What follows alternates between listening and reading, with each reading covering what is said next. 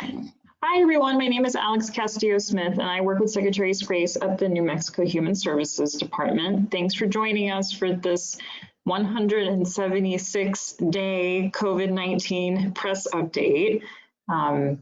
We've got a lot to cover today, and I'm really excited because we're joined by special guest, New Mexico Children, Youth, and Families Department Cabinet Secretary Brian Blalock.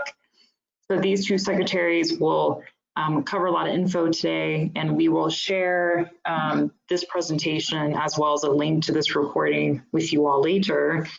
And then if you have questions, please raise your hand in the chat, or you can submit a question to me in the chat box. And we'll try to go through these questions as we're going through the presentation, and we'll also have time at the end to go through other questions as well. I'd like to ask that you identify yourself by your name and organization when asking a question.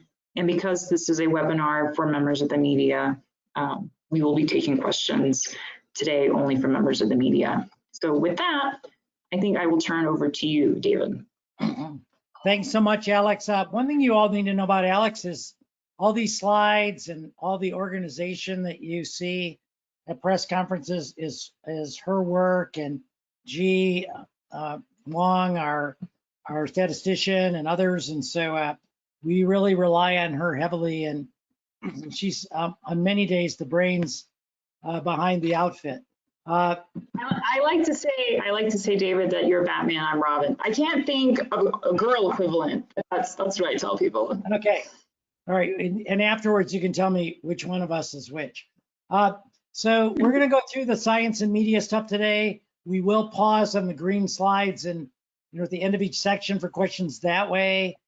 Talk about COVID, a little bit COVID-19 data, not as much. Brian is here today to talk about our food and shelter response.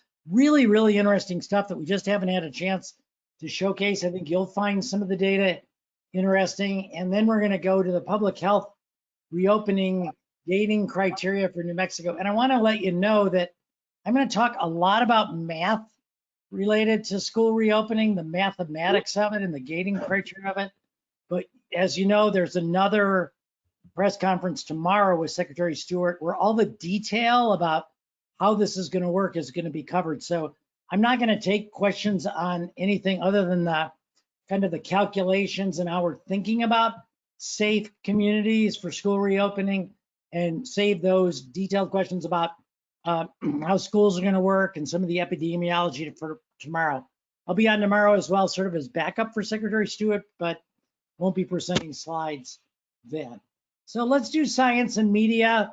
I warned you that it would be coming.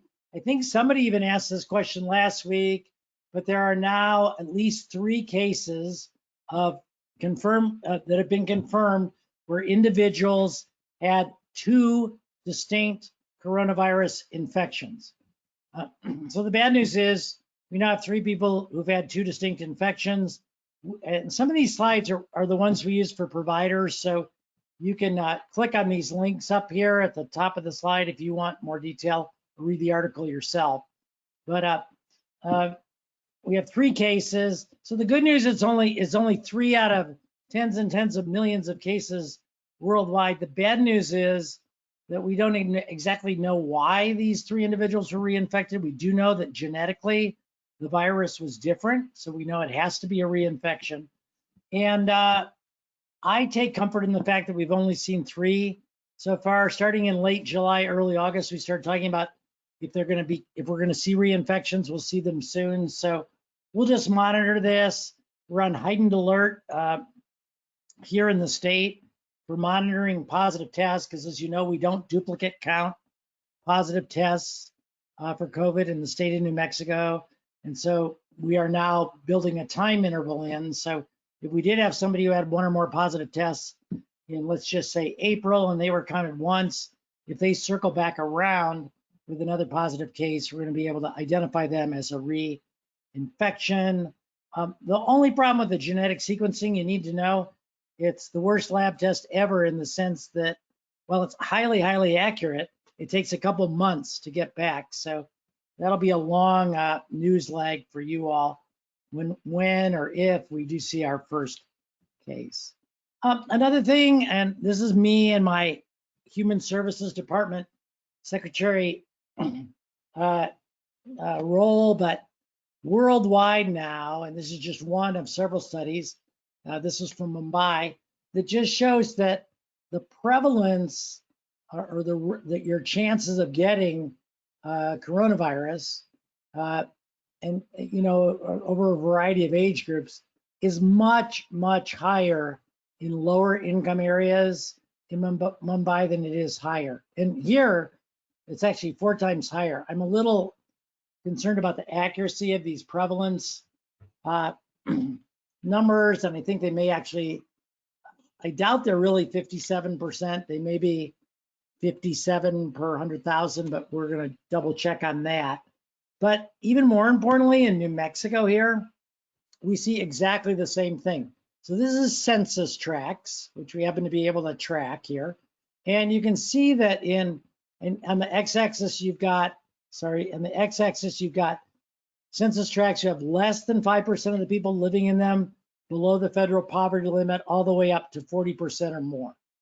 And what immediately jumps out at you is that this 2,736 per 100,000, which, yes, that's 2.7% of people who live in low income census tracts, is 5 to 6 times higher, almost 7 times higher than more affluent neighborhoods. I want to point out something though, because you may have already seen this, but certain groups like Kaiser Family Foundation are saying, hey, we're looking at commercial insurance, and managed care companies are getting grossly overpaid for COVID because they really don't have that many cases, but they're looking at this group here.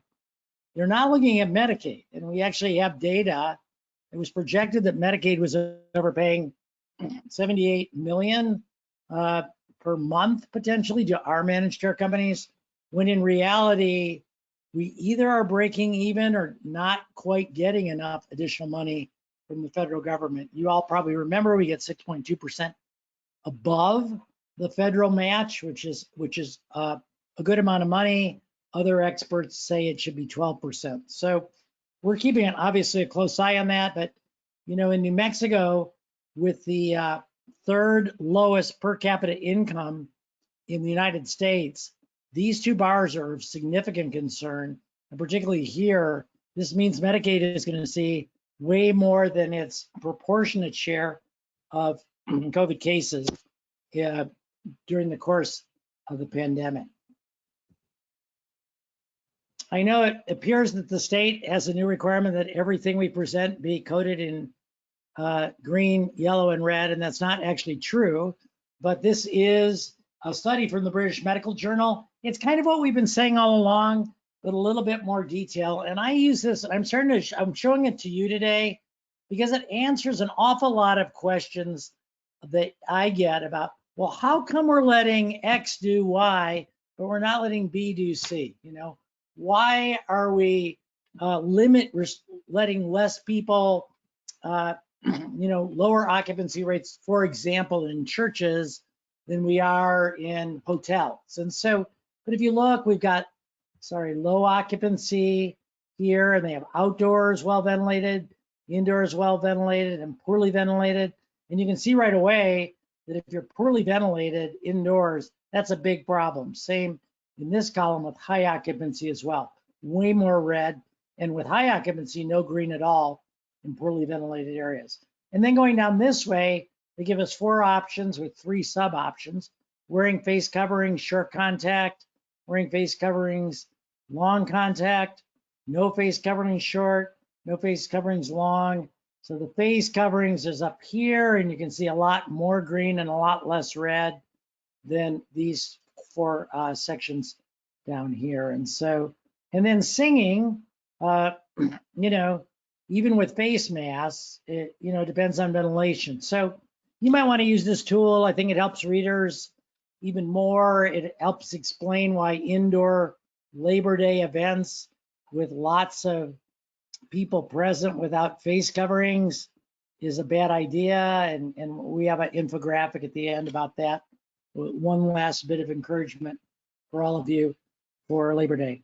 So for those of you who know me, you know I'm a big time rock and roll fan. So when Alex brought this to my attention, I thought it was really great. What they did is they, at first I thought that the two performers had COVID, and these people that are socially distanced in the audience chairs on the lower right, all wearing masks, you can tell, and some holding up their cell phones, were actually experimenting to see if they would get COVID, but it's just smoke.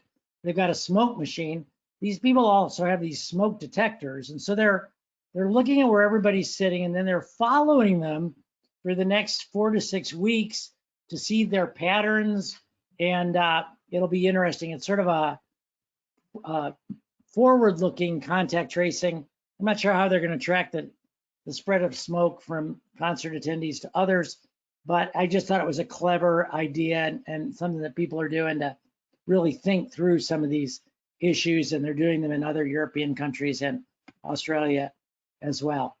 Okay, my number one question I get, number one email I've gotten for the past 6 months is, why aren't we using blank to treat COVID in New Mexico? According to the internet, everyone else is. And so the internet is absolutely full of purported treatments for COVID, some obviously not effective, like zinc, obviously not gonna kill off COVID. I put some of the more interesting ones here: grapefruit extract, honey, silver. This was interesting, amniotic fluid. And so I just want to go through this. This might seem elementary, but I want to make a point. So bear with me for a minute. So there are different types of pathogens. I've listed the most common. There's bacteria, viruses, fungi, and parasites, okay?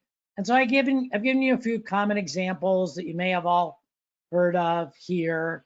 And then we have names for the drugs that treat these. So for bacteria, we use antibiotics. For viruses, we use antiviral drugs, all fairly self-explanatory, and so on.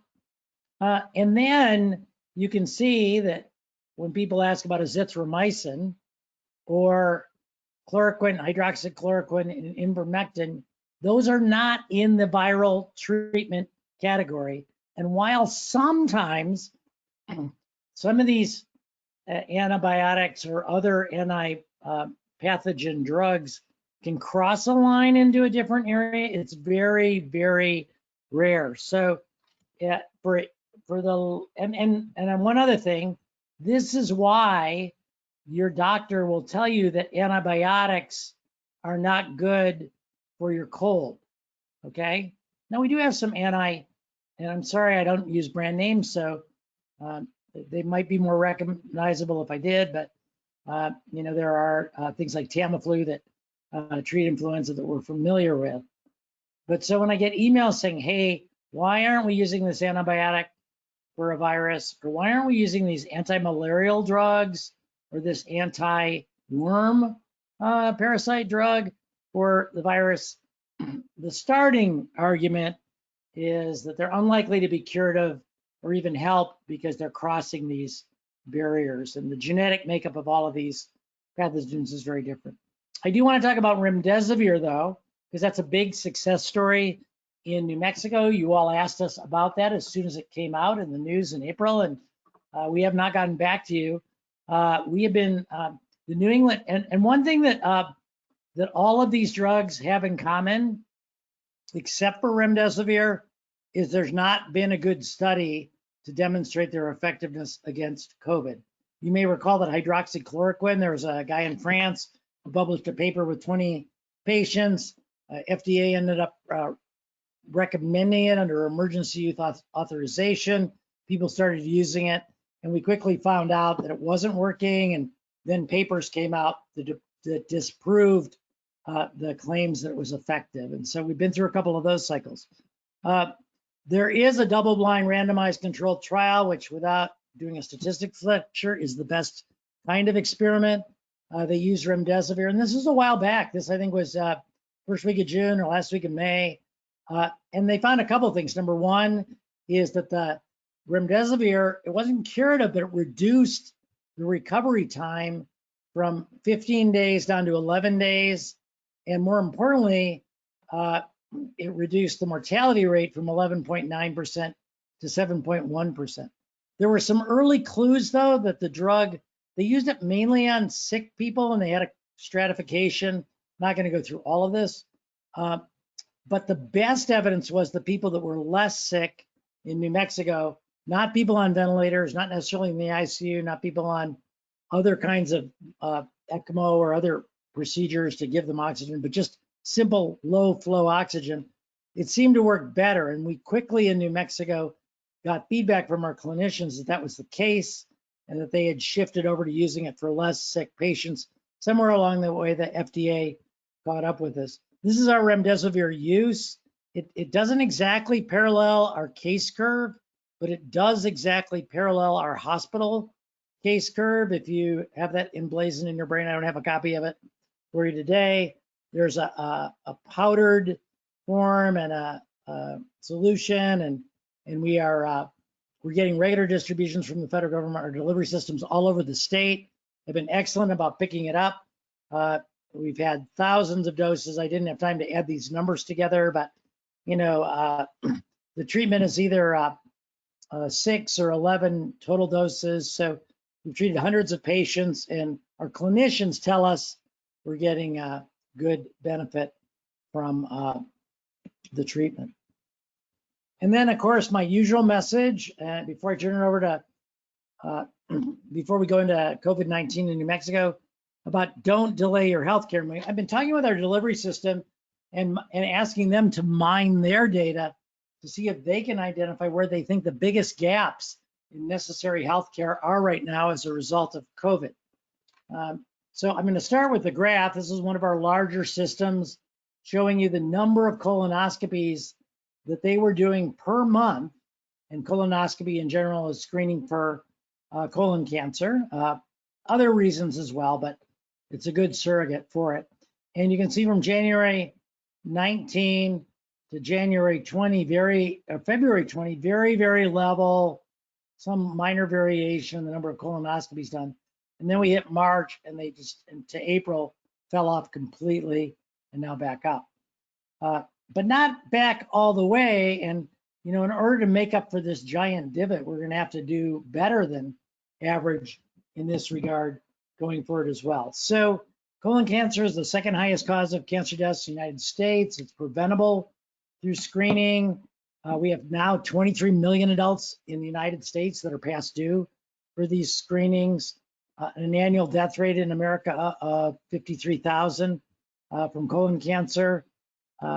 If you're over 50 or between 50 or 75, you should be keeping up with the every 10-year recommendations. If you have polyps, you've already talked to your gastroenterologist and they've set a schedule for you. She may have told you to get it done every 3 years or even more frequently.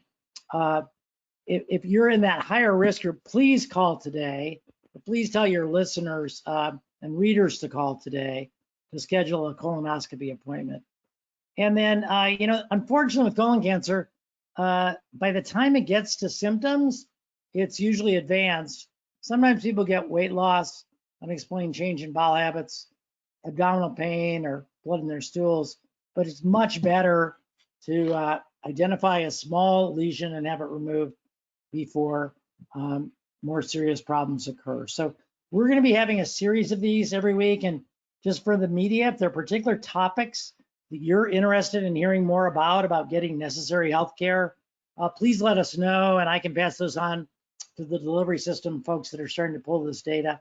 We'll have more detailed data next time. And I know this is all in the news, but Chadwick Boseman, a film star, was diagnosed with colon cancer 4 years ago and died just several days ago at the age of 43. So unusual for that to occur this early, and want to make sure you're keeping your readers aware. I wanted to give a shout out to the Santa Fe New Mexican also, because they ran an editorial on the subject of getting necessary care about a month ago, and that kind of information gets people's attention.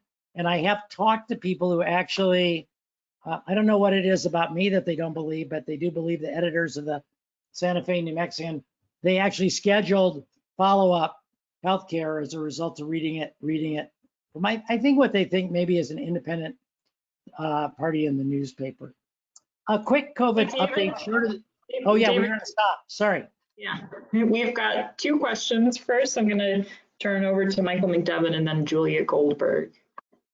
So, Michael, you should be able to ask your question when you're ready. Please say your organization as well. It helps us when you do that. Can you guys hear me? Are you someone? Someone? Okay. Yeah. Well, let me know if you can hear the question. I guess with this might be something that could you might get to later, but at what point in the gating criteria being met do you think further expansions of reopening could happen, such as retail being able to expand or the state quarantine maybe being lifted? And I've seen some chatter online, I don't know how legitimate it is, about are these state quarantines able to be enforced and how useful are they? So maybe you could go into that a little bit as well, Secretary. Yeah, sure. I think COVID has a way of enforcing compliance on a mass population level. I would like to talk about this a little bit more when we get to gating criteria and reopening, but we acknowledge that this is difficult to enforce. I think my opinion is the best way to enforce something like mask compliance is having a new norm in society where people just feel uncomfortable going out without a mask because everyone else around them is wearing one. We are seeing some very weak correlations. We can't say it's causation, but a month ago in the New York Times, we had a region of the state, a couple regions in the state that were notably low in mask wearing based on a self-reported survey done by the New York Times. And, 5-6 weeks later, which is about the time period you'd expect, we were seeing big increases in those regions and monitoring them closely. We're constantly talking about reopening.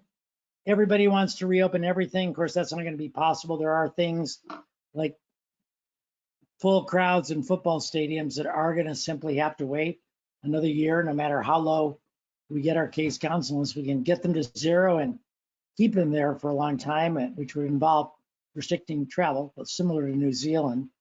But constant discussions. There's a lot of reopening that's already occurred over the weekend. More discussions, all about school, items under consideration being discussed, nuances to the quarantine order, and bigger capacity for other groups like you mentioned. So all under active, basically continuous consideration. I will confess that when we had 325 cases a day, we weren't talking a lot about reopening, but now that we're doing well, as you'll see in a minute, those are daily conversations. Thanks. Now I'm going to turn over to Julia Goldberg so that she can ask her question. Julia? Thank you, Dr. Scrase. This is Julia Goldberg with the Santa Fe Reporter. I had a question on your treatment slide. I didn't know if you could speak at all to the convalescent plasma therapy treatment. Yeah, that's a great question, and I'll put something in next time because it's a new thing. The FDA also released an emergency use authorization for that. And I talked with Dr. Crossi over at Tricor, and he'd be an interesting person. No, actually, I talked with him a little bit about it. I talked to a friend of mine at University of North Carolina who's been in the news a lot lately. He's a hematologist about plasma donations, and plasma can be donated about every 2 weeks. Recall from previous conversations that about 60% of people will develop antibodies, and of that 60%, only 17% will have those antibodies left in 3 months, which has implications for the vaccine that we've talked about before as well. And so I think I think it makes sense that if you give someone with severe COVID illness someone else's antibodies, that is likely to help, probably not curative. And I think what we're going to find out soon is the challenge, with Remdesivir, we have a solution. We just injected IV, that it's shipped in from the manufacturer, according to a distribution list provided by the Department of Health. We just give it IV. With plasma, we still only have a little over 1% of the population infected. So getting, I think it's going to be tricky to even get 1 unit of plasma from maybe 20% of people who are infected that has sufficient antibody levels in it that'll work. So I have some optimism and hope, but I think the supply chain, if you will, and the mechanics of getting the plasma from the right people, ensuring the antibody levels are sufficient, and then giving it to sicker people is going to be a logistics Olympic level challenge. We'll see though, and I really hope I've been proven wrong. Thank you. Sure. Anything else, Alex? Nope, that's it. Okay, you'll get these slides. Same old with 20 to 29-year-olds firmly holding their place in the most common, most frequent COVID infections. This is the percent of all COVID infections. Kids holding steady. Sorry, if Secretary Gerginski, if you're listening, I didn't mean to say kids. People between 0 and 19 doing about the same, 15.8%. Kids are about 0 to 17, between 12 and 13%. So a big contribution in that older teen group. And again, thankfully, no deaths yet in the 0 to 19 group, some in 20 to 29, and the highest death rates, of course, in 80-year-olds and older. Here's our epi curve, 7-day rolling average, positive cases. This is by the date of specimen collection. So you all who are keeping your spreadsheets, by the date that we report them to the media, we'll have different curves, but very, very similar. Good news is exponential decrease, leveling off at a manageable level. Our gating criteria is 168, so we've got some room here for reopening. And some of the areas we were most worried about seemingly settling down for the most part, some little variation, but even the Southeast looks like it's starting, which is the dark line, come down and hopefully continue to come down. So that's good. Tests, a drop off in testing, multifactorial. I think I think there's just less of a, to be honest, less of a public demand for testing. Access is still there. We still fight. The governor actually leads the charge to get manufacturers to send us more equipment. We're doing very, very well on testing, and no one west of us is doing better. And to find someone who's doing better east of New Mexico, you have to make your way all the way to West Virginia. And in test positivity rate, the new in vogue measure for testing competency of a state, we're in the top 5 or 6, and doing very, very well.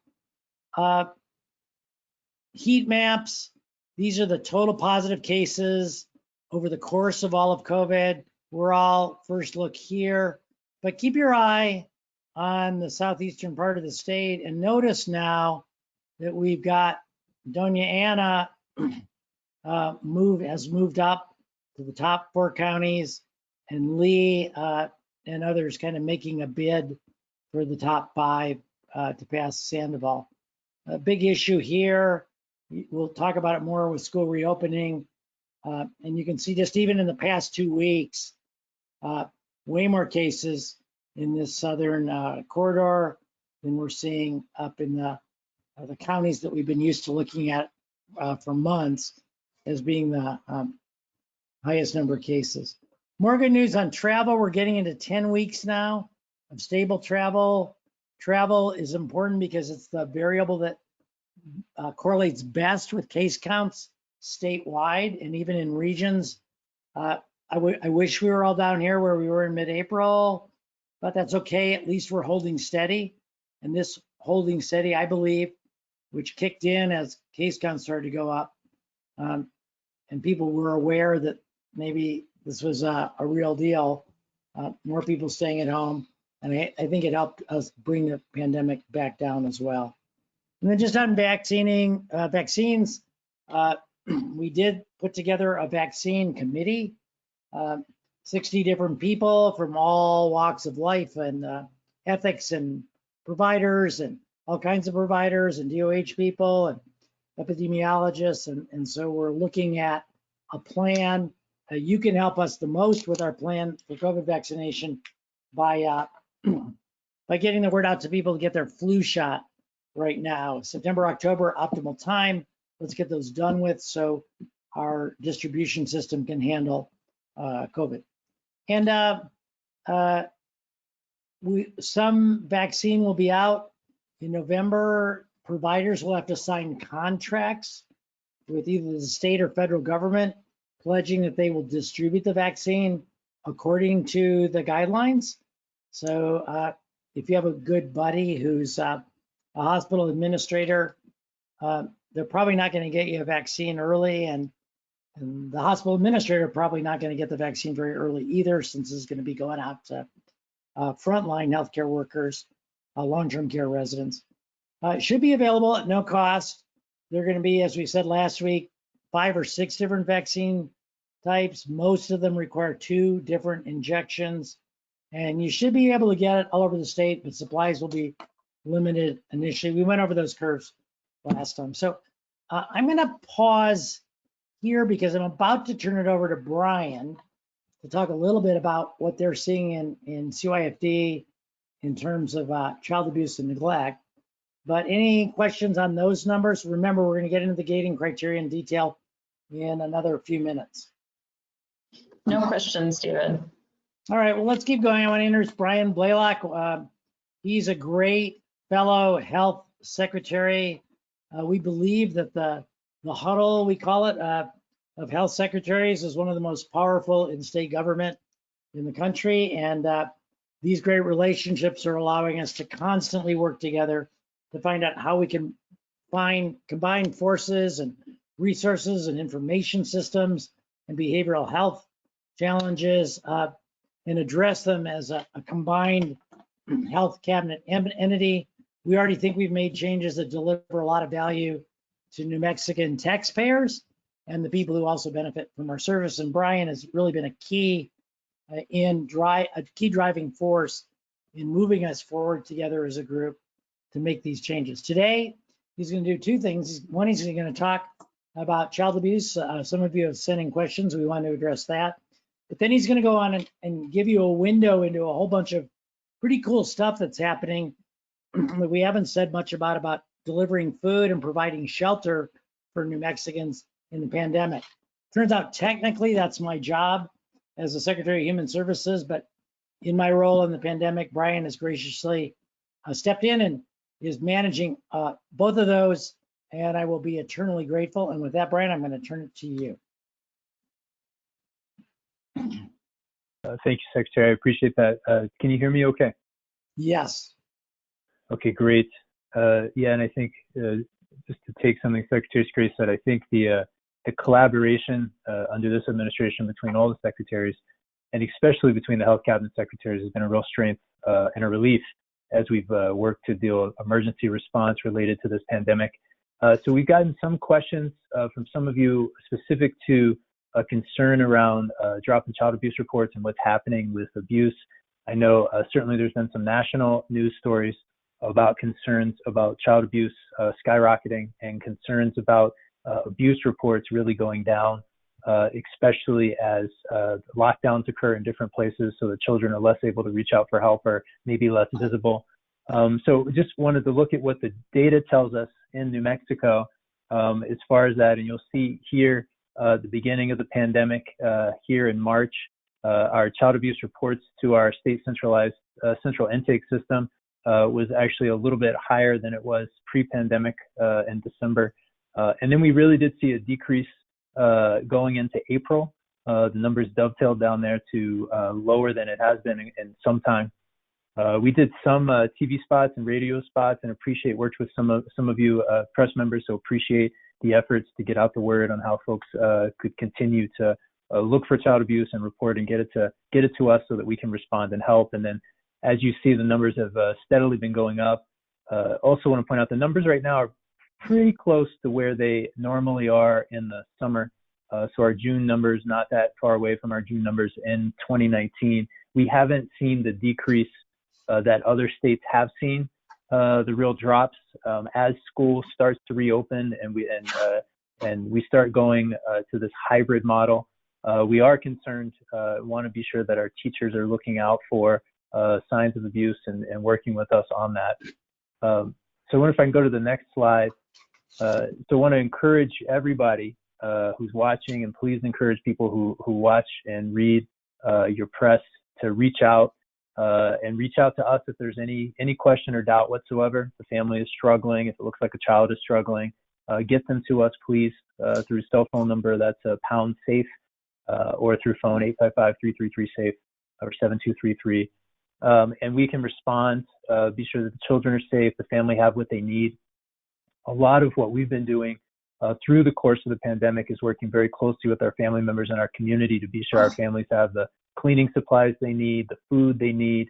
Also want to be very open, and I know in some of these press conferences we've talked about this before, there is a growing consensus and concern about a behavioral health care crisis that would be following closely on the heels of this pandemic, both because of isolation and because of economic hardship and just because of the sheer cost of this pandemic through death and through health crisis. So we have the New Mexico Crisis and Access Line to provide support there. And the phone number there is up on the screen. We also have the NM Connect app that I know we've talked about quite a lot in these press conferences. It's available through the Apple Store and the Google Play Store.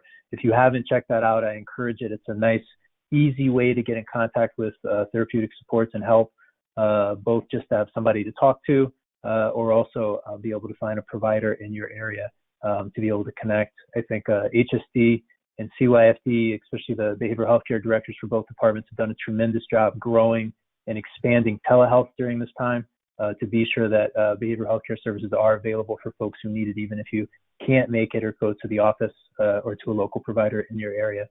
And then also information there about child care assistance referrals. It's not easy right now to try to work remotely and also have children that you're also trying to school and homeschool, and be sure that they're participating in school online. So there's a child care assistance referral, and then any questions about schools or public assistance, there's our general advice line there. Should we go to the next slide? Well, I'll tell you what, Alex, do you want to see if there are any questions about this? Because we're going to switch topics, actually. There are no raised hands right now. We can come or nothing in the chat. Press the meter as well. Okay. Sorry, just a second. Okay. Okay, so shifting gears to talk about food and shelter, and as Secretary Scrase mentioned, the Food and Shelter Emergency Response in New Mexico has been housed in our Emergency Command Center. It's actually our ESF-6 specifically that's responsible for food and shelter as part of the pandemic response. On the food side of things, and it's a real collaboration there leadership-wise between HSD, Department of Health, and CYFD, but really rooted in a collaboration with pretty much every department you can name. Department of Indian Affairs has been a huge support, DHSEM, or Department of Emergency, as well as Department of Agriculture, Department of Transportation has provided a lot of transportation for food, for specimens to help folks get to shelter. On the food side, our mission is to be sure that if there's food disruptions, there's food insecurity in a community that's related to the pandemic, that we're responding. And so you might imagine that can include or has included rural communities where the local grocery store has shut down and the town is trying to be sure that their community doesn't need to leave and go to another county, which actually have higher numbers of cases, but could actually stay closer to home, and including our tribal communities, Pueblos, who are keeping their folks home to keep them safe during an outbreak to flatten the curve. we've really seen tremendous leadership and collaboration between state government and our own governor with the political leaders, especially on the Pueblos along the I-25 corridor, which really helped to flatten outbreaks there. And part of that was being sure the communities have what they needed so that Pueblos could keep their folks home and safe and close to home in order to stop the spread. So our food delivery since the beginning of the pandemic, you see, stretches back to about the end of March, about a little over 2.3 million pounds of food. You'll see here too, in preparation for that first surge is where a lot of the food efforts began. This is only food that was delivered as a result of the SF6. This does not take into account the extraordinary work by philanthropy and food banks, in addition to all of the wonderful work by PED and CYFD, now ECECD, on their food programs to be sure that as schools were closed, for example, students and families still had an opportunity to go pick up lunches and pick up food and have access to that, even though the actual school buildings were closed. One of the other things that we did was keep a track of the food distribution network. I think one of the things we found is that New Mexico has an extraordinarily strong food support system. And so we have just such strong farmers and growers in-house, in-state. And so that's really helped us. You see at the beginning of the pandemic, there was a food disruption that was especially impacting us outside of New Mexico and food coming in. And so all 4 regions were experiencing incomplete deliveries in the small grocery stores. And some great work by them and by our Department of Agriculture really helped get those numbers down. And so it's been some time now since we've had any incomplete deliveries anywhere else in the state. A good example of collaboration, and I think also of the response by state government to this pandemic, making state government stronger and more responsive to its citizens, which will exist and survive after the pandemic, is an example from HSD, from the Income Support Division. So the federal government allows an option, which allows the SNAP, which is the Supplemental Nutritional Assistance Program, or colloquially known as food stamps, to be used for online purchasing. The state of New Mexico had not set that up previously, but if you think about it, in a pandemic, when we want vulnerable populations, especially to be able to stay home and not have to go to the grocery store when a pandemic is bad in their local communities, this is a real good solution for many New Mexicans to be able to utilize their SNAP benefits online and have those groceries delivered right to their door so they can stay safe and also get the food that they need and that they want. And so HSD worked to stand this up. We identified this as a priority, and they did extraordinary work. They basically had it stood up in about 3 weeks. And then you can see it's been very well, much utilized by New Mexicans. So here it's steadily climbed up. It's now a little over $1 million a week is being used by SNAP purchases online, so folks can have food delivered there at home. So the second half of ESF6 is our sheltering operations. This is intended for individuals who are COVID positive, who have been documented COVID exposed, and they cannot safely isolate at home. So you can see by that definition, this has absolutely been key to help stopping the spread of the pandemic in the different parts of the state. Because if you can't safely isolate at home and you know you're COVID exposed or COVID positive, it's due to the perniciously contagious aspects of this virus that's going to spread. And so we started sheltering operations. It set up what we call non-congregate care shelters all over the state of New Mexico. This is a snapshot towards recently where we are now, just to give you a sense of where they're located all over the state. These locations change, though. It's very fluid. If we have a community who reaches out, who needs us to set one up, or even if we have an individual who fits that criteria and we don't currently have a shelter in place, we can set one up very quickly within 24 hours. We have contract agreements with places that we can offer shelter all over the state, so we can stand it up very quickly. One of the things, if you go to the next slide, one of the things that we found with the sheltering operations, this pandemic has acted very differently than we thought it would act originally. We were originally under the assumption that a surge would hit us fairly early on, that it would overwhelm our hospitals. That's what we saw in Wuhan. That's what we saw in Milan. And that our real efforts was to take those pressures off of the hospitals to be sure that didn't happen. As we all know now, what happened is we've had a steady state of pandemic for quite some time. And that resulted in individuals being placed in our shelters that we weren't originally expecting. Individuals who did not have high acuity of COVID, So they didn't need to be hospitalized because they had the virus, but instead had underlying conditions or comorbid factors that made them higher risk. And of course, with this virus, that means that they could get worse fairly quickly. And so we started setting up specialty shelters. And so that included detox shelters for individuals with substance use disorder who couldn't safely isolate at home, but needed a place to be. We wanted to put the medical oversight there to be sure that they could do that safely. And then our medical shelters with medical supervision to be sure that those individuals with comorbid factors were getting really good supervision and oversight. And so you see the numbers for our medical shelters. For a while when we were doing these presentations, we would say that the sheltering really was staying at a steady state because it did right between 140, and then you see the peak there of over 200, but really between 140 and 160 for most of the time. And then recently we've started to see a real decrease in the utilization of our medical shelter beds. We're going to take that as a good sign, either that both that the pandemic seems to be lessening in New Mexico for now, but also that the communities that were most hardest hit by this, who had the highest level of housing instability and needed medical sheltering the most, are really starting to recover and come out of this.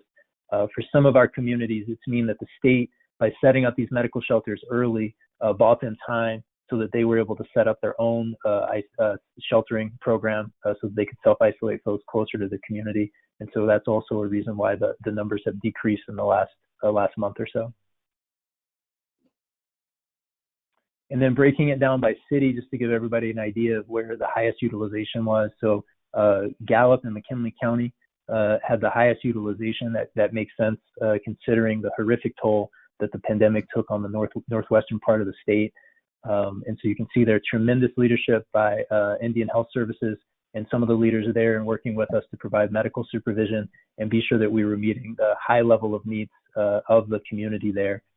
You'll see there the blue there is Albuquerque, which also makes sense just due to the density of population.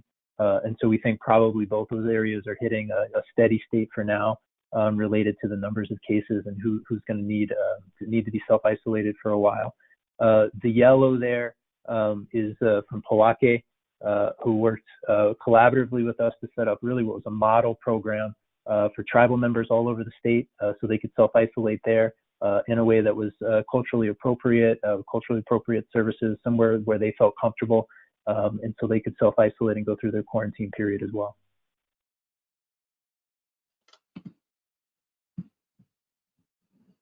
And then if you look at our the medical shelter operations here, just to give you a sense of what it means when we talk about medical shelter. One is, I think, you're talking again about a place where state government has gotten stronger and it will survive this pandemic and make us stronger afterwards, is what we've learned about behavioral health. And so every single individual that goes into our shelter program gets connected to a peer-to-peer behavioral health care support. That makes sure they check in with them multiple times per day, checks in on their overall well-being, check in, see how they're doing. Also a light check-in about physical symptoms in case they need to reach out for more medical support, but mostly for well-being and mental health support as well. We also had a community-based mental health clinicians that were operating at a number of those medical shelter sites to do discharge planning and help connect individuals to behavioral health care services as they were exiting. Also, it includes operations oversight, of course, including site coordinators all over the state of New Mexico to help do intake and screening and be sure that we're giving our shelter partners and our local emergency managers everything they need. And then the medical oversight, predominantly working with medical providers there on the grounds wherever the shelters are, but then the Department of Health and Dr. Chris Novak providing medical oversight to all of our medical shelters and just doing a stellar job setting it up, making it both as consistent as possible, but also being flexible based upon the local community needs and how the local medical providers felt was appropriate to run those sites. Alex, anybody have any questions for Secretary Blalock on food and shelter or treatment of children? I don't see any raised hands or anything in the chat. We probably should have a drum roll then for gating criteria, because I know you're all waiting for that. I'm going to spend a little bit more time on some of the math today and walk you through it, and maybe even go to a website or two. But so They're all green. That's great. Really glad to see that. It's been a while. We talked about contact tracing last week and quarantine times being 47 hours. And I opined that I thought the team had it under control and it would come down into the target range today, and it has. Actually better than I was expecting, so that's great. But spread of COVID, a little bit, is just below 1. Case counts with a target of 168 is 122. That's great. Testing and test positivity rate still meeting metrics. Contact tracing right on target, and delivery. Actually, CEOs of delivery systems tell me every time I talk to them that they're at their lowest number of case counts they've had. And while ICU beds still can be full some days, they're generally with non-COVID patients. And so we're excited about that. This is the How We Reopen Safely website, a website we look at a lot. Good metrics, updated. I think this is from University of Washington. And, we're doing well on everything. We're still yellow. And the reason we're still yellow is because of this number, new cases per million per day. And so the break point for new cases per million per day to go from red to yellow is 80. 80 times 2.1, or 21, which is the number of 100,000s in 2.1 million is 168. So we're targeting that gating criteria to 80. And people keep asking, when are we going to turn green? Sorry. And we'll turn green when this number gets to 40, or 40 times 21, our daily case count drops below 84, which is, as you probably noticed, half of 168. So this number here, although we do it in hundreds of thousands, actually we do it in total cases in New Mexico, and in counties we do it 100,000. And this number here, the COVID positivity rate, are the 2 county level criteria that we've been using for a month and a half for diverting testing to areas that need it more. We've been using it for 3 weeks now for nursing home visitation. And now, as we mentioned last week, we're going to be using these 2 criteria for county level determinations about whether communities are safe to reopen schools. The grid, and this is last week's, and I apologize, we've changed our timing on this. It'll come out Wednesday evenings, and we'll post it on the internet every other week, or twice a month anyway, on Thursday morning. But shows, here's that 8 per 100,000, which equals 168 cases, which equals 80 cases 80 cases per million, depending on which one you're looking at. Here's the test positivity here. Our green counties, the vast majority, are meeting both. Luna and Curry, higher cases than we're real comfortable with right now, but good test positivity rates. And then the ones in the red, Hidalgo, Roosevelt, Chavez, and Eddy, missing on both. And Quay and Lee, not only missing on both, but literally off the chart. This is 10% here, and Lee is 10.6, and Quay is 10.1. So just a bit above this upper border here. That translates into a map that you can see here. Last week I mentioned that we were really looking intently at small counties, because if you're a real small county and you had 2 cases a day for 14 days, that could make it look like your cases were out of control. So we're putting some systems in place to evaluate that separately. We're going to use a 14-day rolling average. We've been using 7 to stabilize the data, but we're really, really focused on, once we get these schools open, keeping them open. And we don't want open, close, open, close, open, close, based on minor variations in cases. And in particular, in the small counties, we're going to be looking really closely, or epidemiology will, if we do see an uptick in a county where a school recently opened or are opened, and to see, are those cases in any way related to the school? Like if there's a family outbreak in a very rural area that isn't related to the school at all, that we don't want to go backwards and close that school. And as I said last week, I think before a school district has to close, everyone is going to know that something is going on. There'll be multiple classrooms closed, a winger of the school, or a whole school, or multiple schools. So we made the metrics tough to make.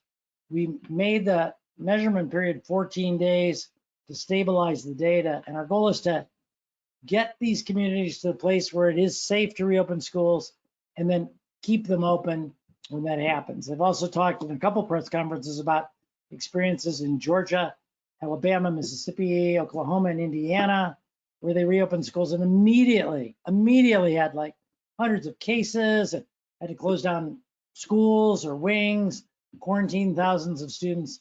And all of those areas had much, much higher values for both tests per 100,000 or cases per 100,000 and test positivity rates. So Dr. Stewart, Ryan will tell you a lot tomorrow about the very, very detailed and careful and comprehensive approach that PED is taking to work with superintendents and school districts, our 88 school districts around the state, how that's going to play out, what's going to work, how they're dealing with PPE and cohorting classes and lunch and a whole bunch of other things. As I said, we're not going to get into those today, but we believe, based on looking at a lot of literature, particularly from Europe, and there's some real good papers that came out in the last 3 weeks, we're right on target with these metrics, and that we believe those communities in green on the map, presuming that nothing else changes, which means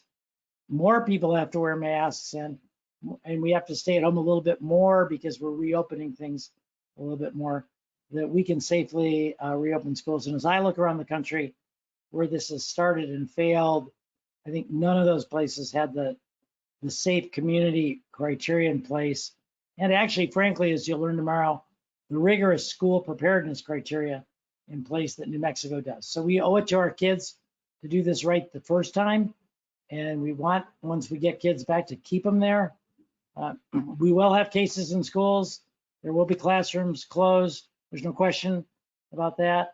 We will have probably from time to time a school closed. We're really hoping we don't have a district have to close. And so that's how we're basically doing this. And we're really not making an exemption, but just making it really clear that we understand it. If, for example, if you have a county with 5,000 people and you get one case a day for 14 days, your 14-day rolling average of cases is 1, but it's 20 cases per 100,000. And we don't want to disconnect in-person school if those cases aren't related to school events. So I've gone on a little bit, maybe too long on this, but I wanted you to understand the emphasis and the support. I think you'll be impressed with what Ryan Stewart has to offer you tomorrow. They're working very, very hard, and they're calling myself and calling me and epidemiology and texting us and wanting further details. And what about see-through masks for deaf people, which is like my favorite new innovation of the week for those teaching the deaf, the hearing impaired. Fantastic innovation that can really help keep people safe. So, meeting gating criteria.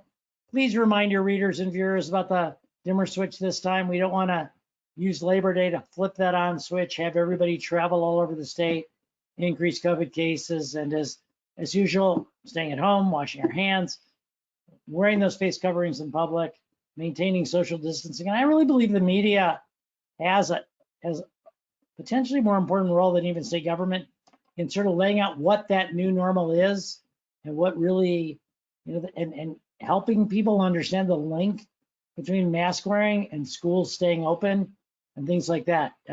People watch you, they listen to you, they see you as a independent third party, and anything you can do to help us will help the state succeed in this reopening. With that, I think, Alex, you have a couple more slides. Yeah, why don't we come back to this later, and I'll stop sharing my screen and bring it up at the end. We have 2 questions. The first, I'm going to turn over to Morgan Lee and then to Kevin Wilson. So Morgan, go ahead and ask your question.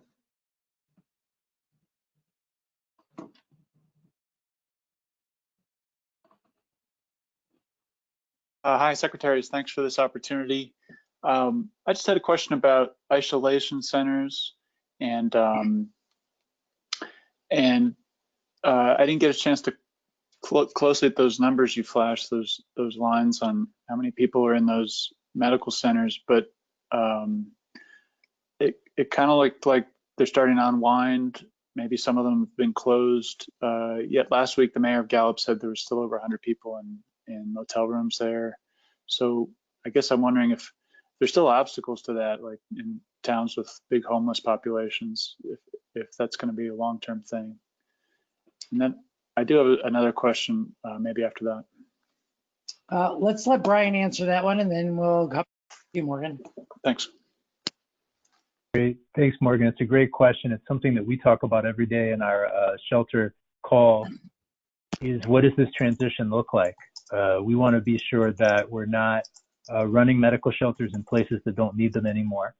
And at the same time that we're not disbanding them when a community still needs them, especially with the uncertainty of what's going to happen with this pandemic. As Secretary Scrase mentioned, reopening of the schools, Labor Day. Does that mean there might be a bump up? We want to be sure that we're not abandoning our communities and can't assist them if that's something that happens. And then, of course, whatever happens later in the fall and in the winter. Gallup specifically, you'll see the numbers here. And as I mentioned before in Gallup, a real peak there at July 26th and there with that second surge. And then it's steadily gone down. So right now, the numbers of individuals in hotel rooms is around 60, 65 in Gallup. And then I think as of today, it's a little less. I think it's actually below 60 as of right now.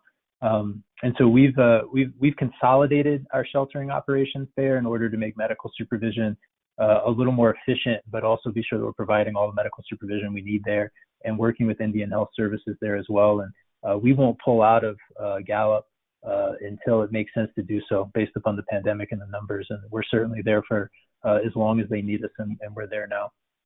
And Brian, I'd like to underscore the importance of sheltering and limiting the spread of the disease, as you mentioned.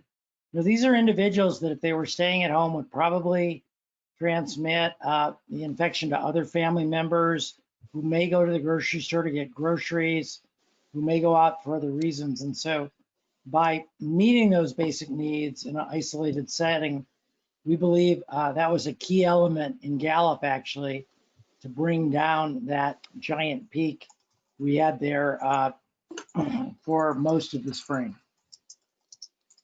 What's your second question, Morgan? Well, this question's for you, Dr. Scrase. I think a number of media outlets are writing about this today, that the CDC wrote to governors on August 27th, asking them to expedite local licensing and permitting to help, speed up the opening of vaccine distribution, I guess, settings, and they're shooting for, asking that in order to hit a November 1st rollout of vaccinations to the public. So I'm wondering if, from New Mexico's perspective, that's appropriate and realistic, and also whether you see any political motivations. It's a few days before the election. Well, I'll start.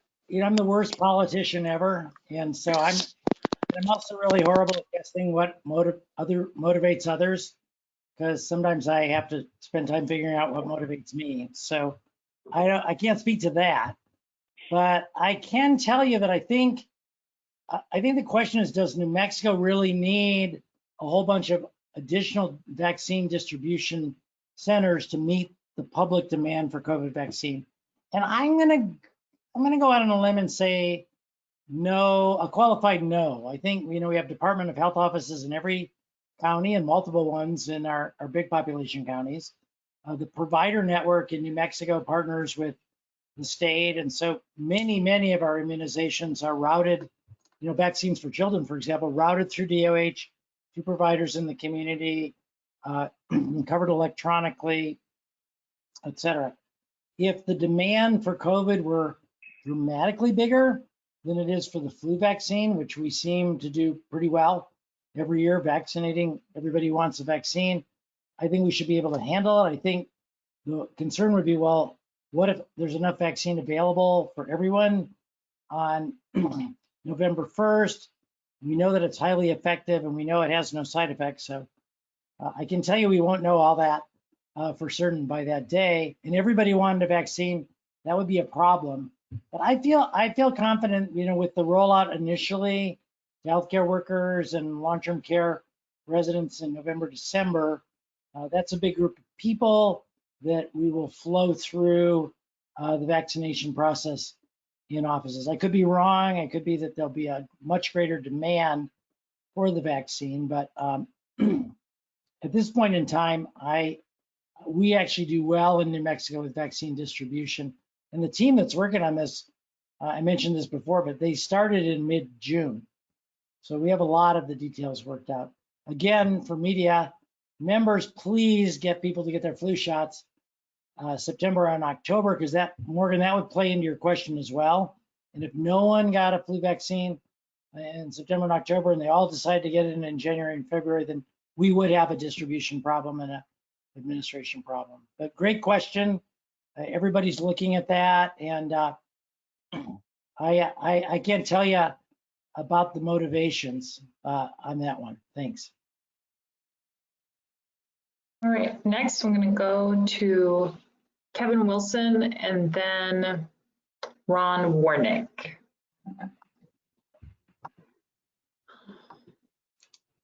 Kevin, go ahead with your question.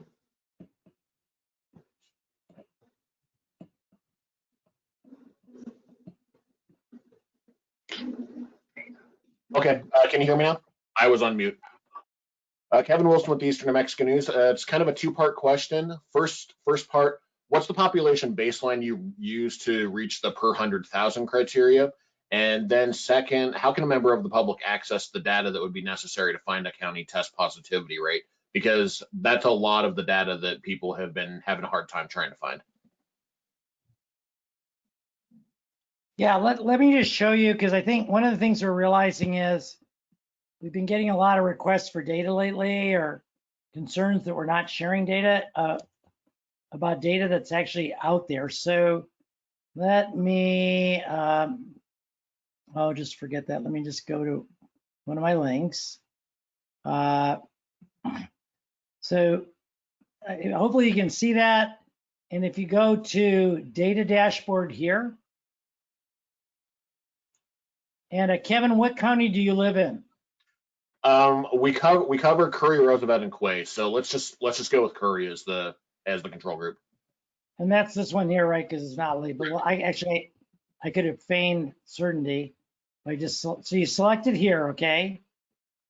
And then you can see the total tests and the total cases.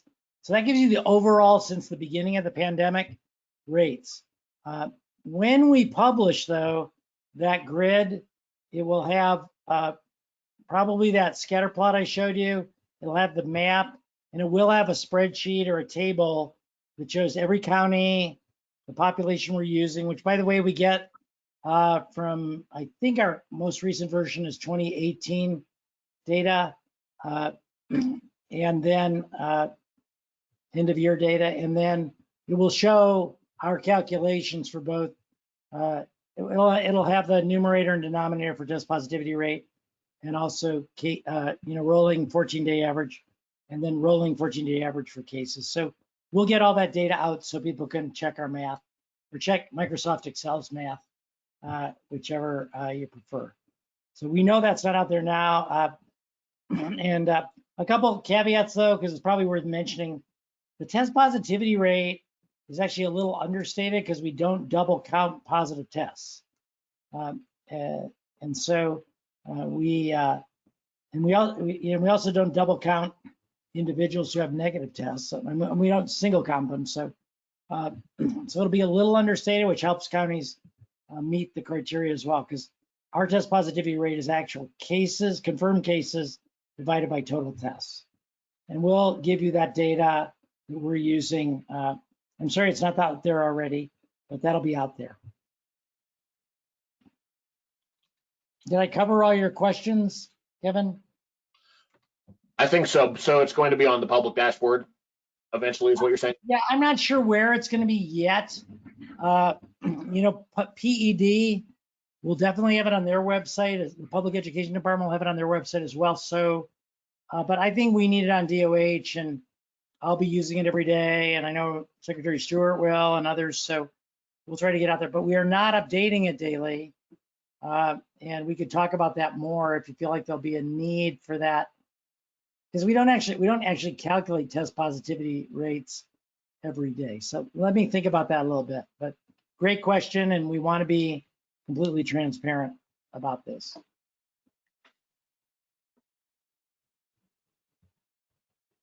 Thanks. Ron is next, you said, Alex? He is next, but he doesn't have a microphone, so I relay his question on his behalf. So he's with the Quake County Sun, and his question is, would you regard the COVID Act Now website as an accurate gauge for each county in school reopenings?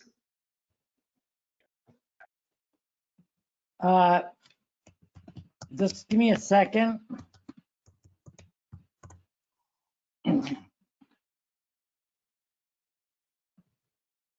You know, I'm probably not going to be able to answer that question without going over it. It's not one I look at every day. I did bring it up though. What you need to do is figure out what is their data source. Most of these websites actually get data from the CDC, which we feed to them directly. So Johns Hopkins, same thing. And so in general, you know, I found them to be very similar. We have actually chosen to use how we reopen safely as our way of doing metrics. And as you'll see in the next version of the public health order, we're using that website, which I'll show you here. I think you're all familiar with it, but I'll show you anyway. But this particular site to determine case rates. So the cases per million, that's that 60 number here. And the test positivity rate is that 2.4% right below it. And so we can use this to monitor other states as well. And as we look for effective ways to make the quarantine process easier and continue to protect New Mexicans. I guess another thing I like about this website is very, very detailed. If you click on our criteria and sources and go down. So what I told you, remember I told you that new cases per million per day, 80 was right at the break point between red and yellow. Green is below 40. And so it's very transparent.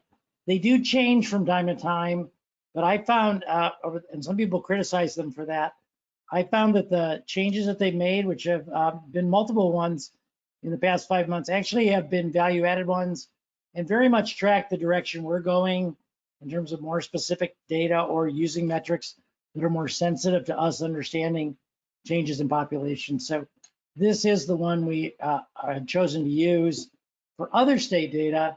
And as you can see, our numbers map in some ways closely to theirs on cases, not quite as exactly on test positivity rates. So can't really answer it, but Alex, let's make some time to take a look at it.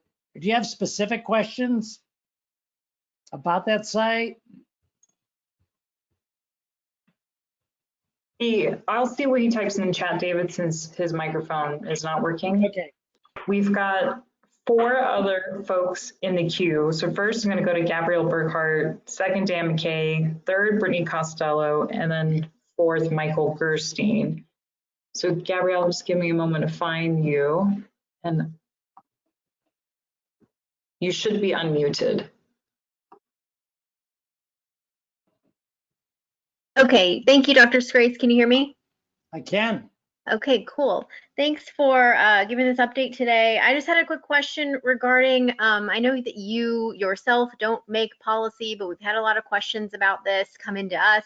You know, when it comes to like the 14-day travel quarantine or outdoor camping and things like that, if we're trending in a good direction like this, do you foresee a change in those particular policies in the public health order anytime soon? Yeah, and that was a question that was asked earlier that I forgot to come back to. So thanks for reminding me, Gabby. I appreciate that. I think that's always what we're trying to do. Like, our bias is to reopen everything that can be reopened as soon as we can reopen it safely. I think we kind of feel like we learned something from the June 1 reopenings about not moving too quickly, but every time, if we reopen things and we've taken enough time, which nobody likes, but it's really about 4 to 6 weeks or an average of 5 weeks to see the outcome of something, then we're always looking to do that. Those discussions are now happening every day again. And yes, I think you're going to be seeing soon and continual progress in reopening. Let me say something about camping. So you and someone else, or you and someone else, your significant other, your kids in a tent, all by yourselves in the wilderness, from a COVID perspective, very safe. I can't comment on bears and other threats like that, but that's really safe.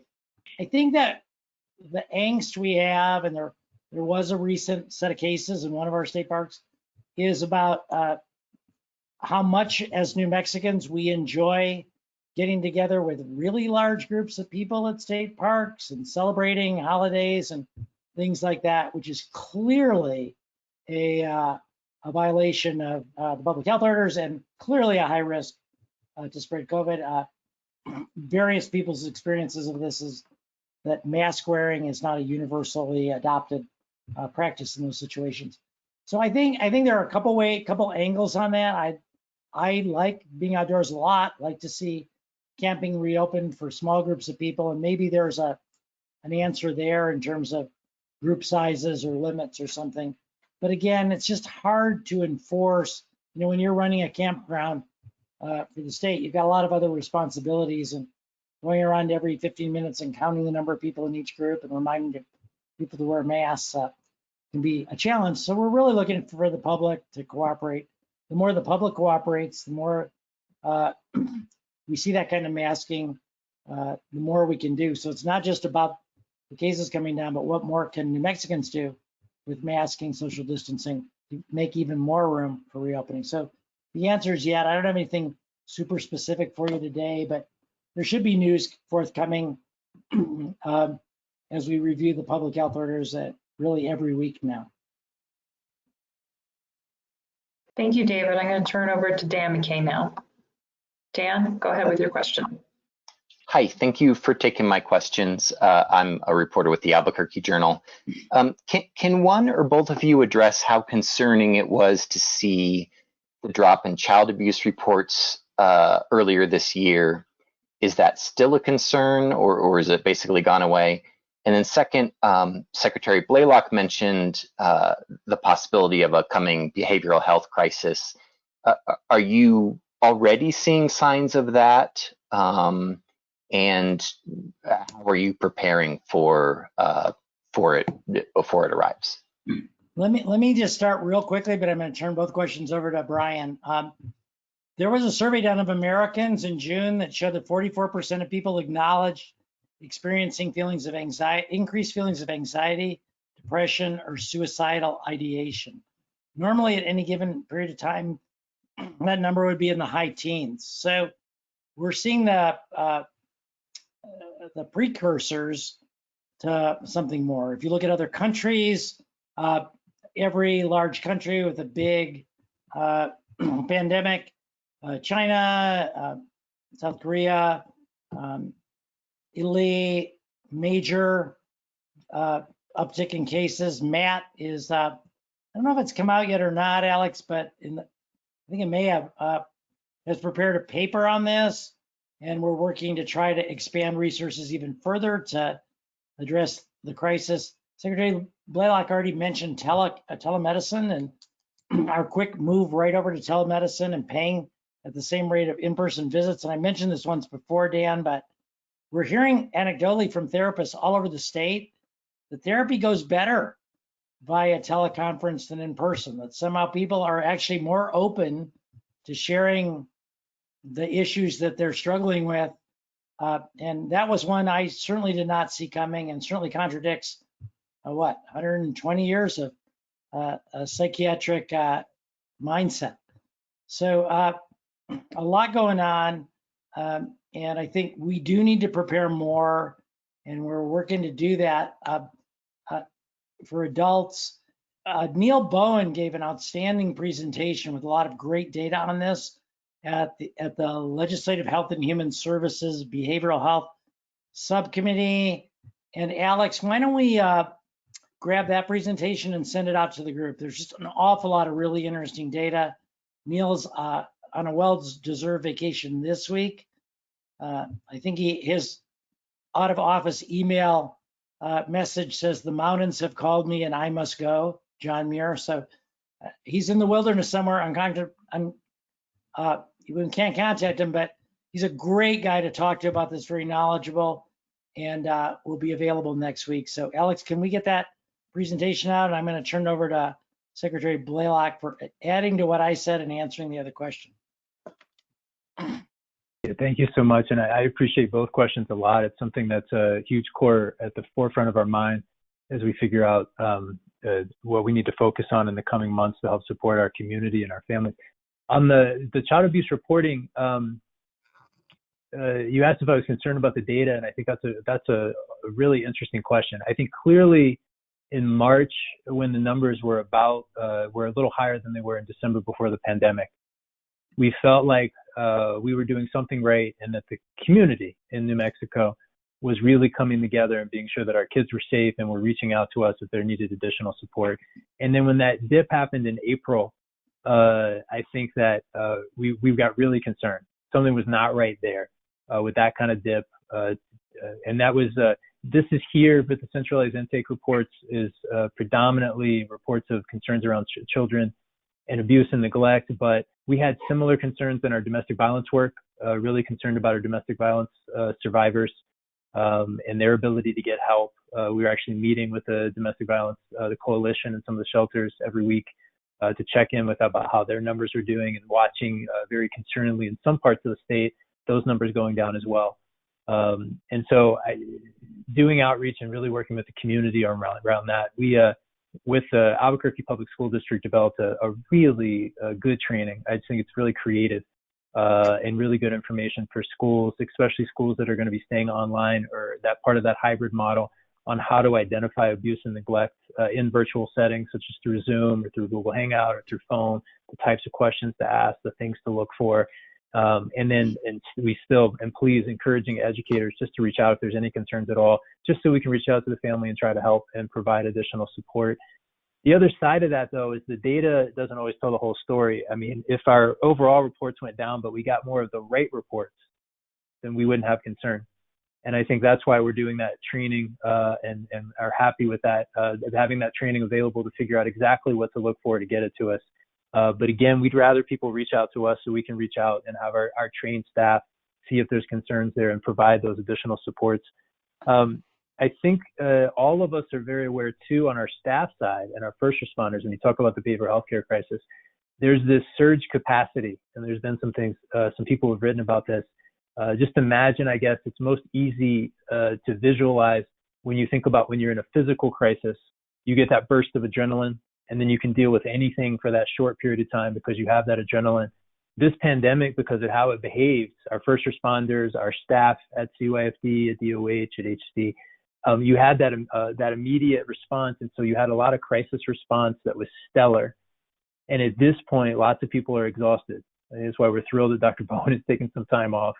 And more of us need to be sure that we're doing this, because to be in this for the long haul, as Secretary Scrase said, like the optimistic timeline for a vaccine, November, getting to lots of people by January or February, there's still just a ton of work to do, and being sure that we're pacing ourselves and are able to do that. The other thing we're doing on the behavioral healthcare side is we've been using predictive analytics on both our juvenile justice side and our protective services side to identify those kids and families who have had contact with us previously, but which we don't have an open case for, so that we can reach out to them proactively and check in and see if there's things that we can do to help them, help support them, see what concerns they have, be sure they have the right information and right resources, in order to get out in front of that. You asked if the behavioral healthcare crisis is here already.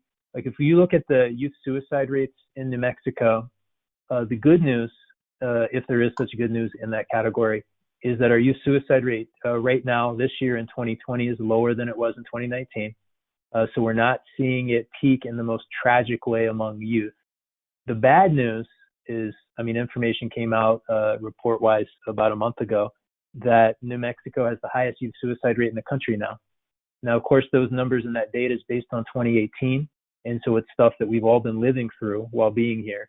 But it just goes to the urgency of building it out. There's a behavioral healthcare crisis coming, but in a lot of ways, New Mexico has been in a behavioral healthcare crisis for years. And building out those providers and being sure that we're also throughout the pandemic, keeping our eyes on that across agencies to be sure that we're doing that so that our youth and families have what they need long-term, I think is also key and something that we're all very acutely aware of. Yeah, and I'd like to add just one last set of information on this too. And Dan, really appreciate the question. And I think you all know the history of behavioral health in New Mexico, where it kind of went away in 2013. 5 out-of-state entities came in. One of them survived full strength in the long run until today, one at half strength. And when we came on board, Secretary Blalock and I, we had 10.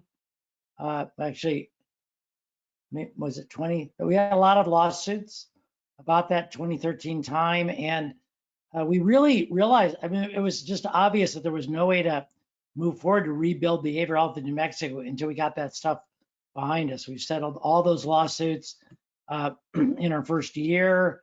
We hired Neil Bowen and in his role at HSD in behavioral health. Bryce Pittenger is moving from her just unbelievable contribution at CYFD to being the CEO of our entire behavioral health collaborative. And what's important about those two individuals is they both have come from the provider community.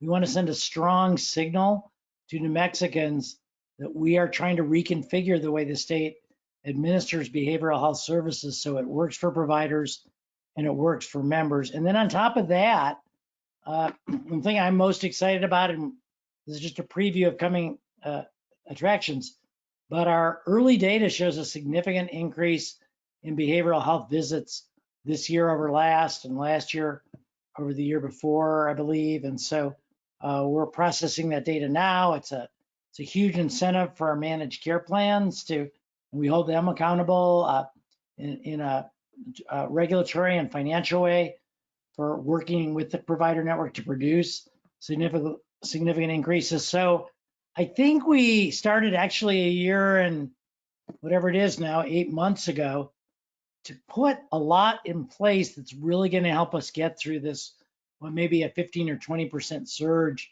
in behavioral health issues in New Mexicans over the next 9 months.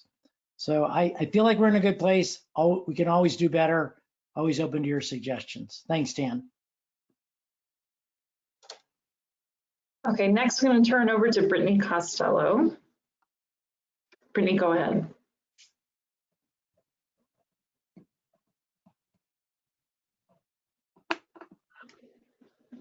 Brittany, looks like you're self-muted, so you'll have to unmute your device. Okay. Don't feel bad, Brittany. I'm seeking a patent on self-muting because I do it so often.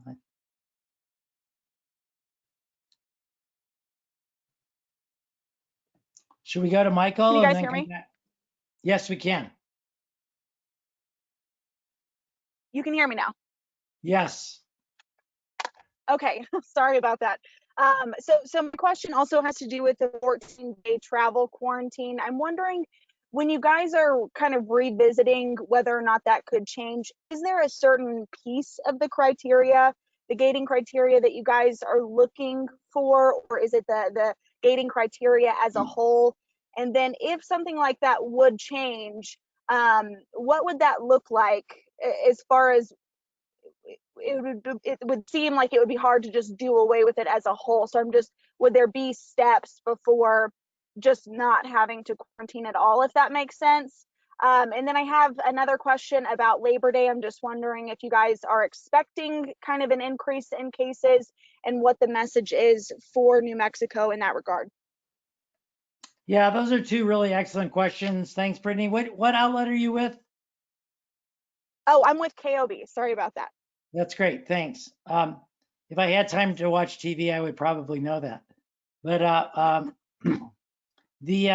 so good questions. What we're doing right now is looking across America to see where we can find states that have done more innovation in travel policies and quarantine.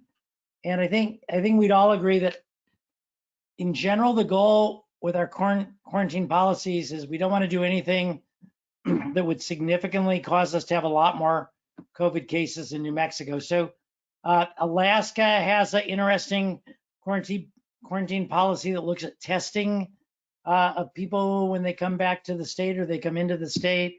New York and I think it's New York, Connecticut, and maybe Massachusetts, 3 states sort of monitor that same How We Reopen Safely website and sort of say if you're they don't say this exactly, but the gist of it is if you're from a red state, you can't come here at all.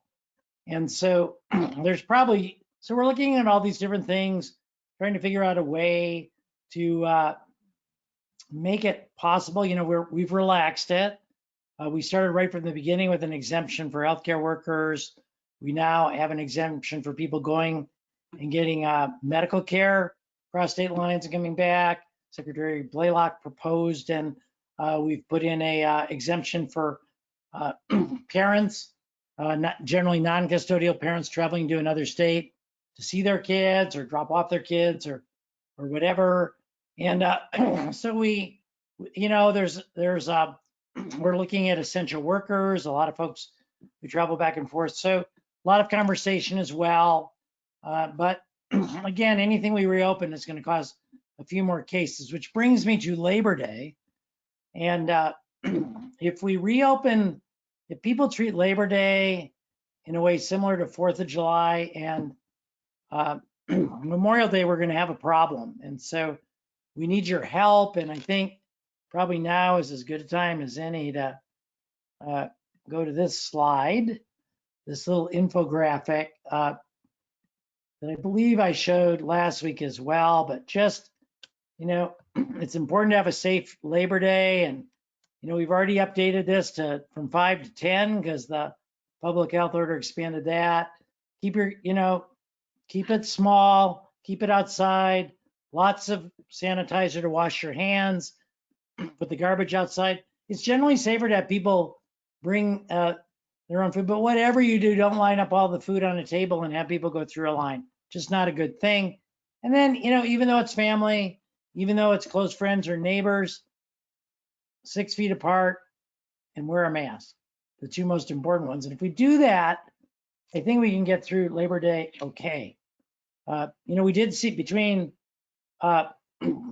Memorial Day, 4th of July, and of course, a lot of other factors. We saw our cases go up from 100 to 325 a day. So that gives you some idea of the potential for these larger gatherings and closer interactions. But we are asking you to help us get that word out that you can still have fun. It just doesn't have to be in a large group. And, you know, I always say, you know, there's some things we're just going to have to give up for a year, whether we like it or not. And I think these large holiday gatherings are one of them. And not to be Scrooge here, but Thanksgiving, Christmas, nothing is really going to change in terms of the virus between now and then. And so we'd like you all to really help us out of that one. And anybody who wants to write an editorial about a safe Labor Day, and Alex can provide you with her infographic, please do so. Thanks, David. We have one more question. I know we're over time, but I'll turn it over to Michael Gerstein so that he can ask. Michael, go ahead. Thanks, I appreciate it. It's Michael from the Santa Fe New Mexican. Looking at data compiled from the New York Times, it looks like that although cases are decreasing in New Mexico, New Mexico appears to be one of 12 states where the number of deaths are increasing the most in the nation. And I'm wondering why that is the case, what that signifies, what that means. You know, I have not seen that, and I don't think it's true. Keep in mind that, and we saw this with, there was something on CNN the other day where New Mexico was red and Arizona and Texas were green or something. And maybe New Mexico was just gray and Arizona and Texas were green. She called me and like, what's going on? What's happening? And all that was happening is they were measuring spread, the rate of change of spread rate. And of course, their cases were so high and they were coming down rapidly. And so you have to be careful. Alex, maybe, I don't know if you've got a slide or not, but I do have a slide of, I'm thinking of the cases, hospitalizations, and deaths slide, and if you can bring that up. But what we saw was a significant peak in deaths in the first wave that peaked on May 1st, gradual decline, slight increase after the second uptick, but nowhere near as significant, and now more of a steady plateau. It does vary day to day. And remember, deaths, what I always say is hospitalizations follow cases by 2 weeks, deaths follow hospitalizations by 2 weeks, but it can really be more like 2 to 4 weeks. And so there's some variability there. And sometimes they may be, it might be like taking your temperature like every 5 minutes during the day, all day. You know, you're going to see some fluctuations if you go outside in the sun and come back down, but in fact, you don't have a fever and you don't have an infection. So I appreciate you that bringing that to my attention. If you want to forward that link to Alex, we'll take a look at it and get back to you as well.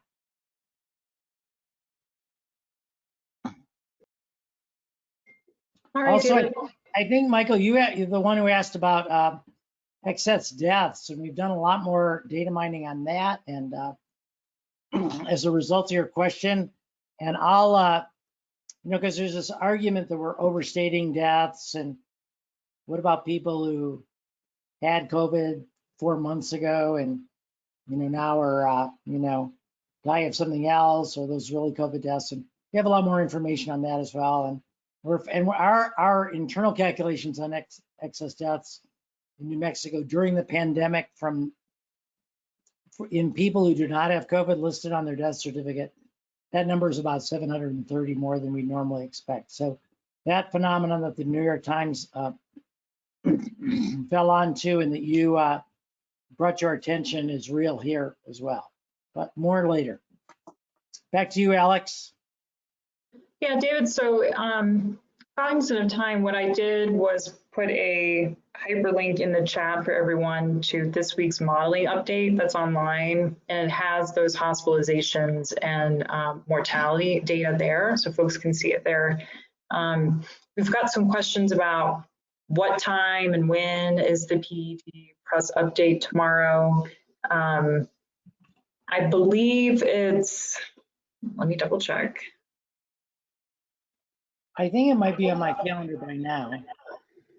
Yeah, so on my calendar, and this appeared since we started, I've got something at 3 p.m. And I think I heard it might be a Zoom meeting, so word will go out. You guys will hear, we appreciate your participation. Don't plan your entire life around 3 p.m. It's just what it says on my calendar. And I can tell you that if something's on my calendar, it's open to a high probability of change. So even within 24 hours, but I'm sure you'll hear something soon. I'll pass on word that you haven't, and we'll get that out to you right away. Thanks, Alex. You're welcome. Thank you, everyone. That's it for today. Bye-bye. Bye. Thanks, Brian. That was great. Good job.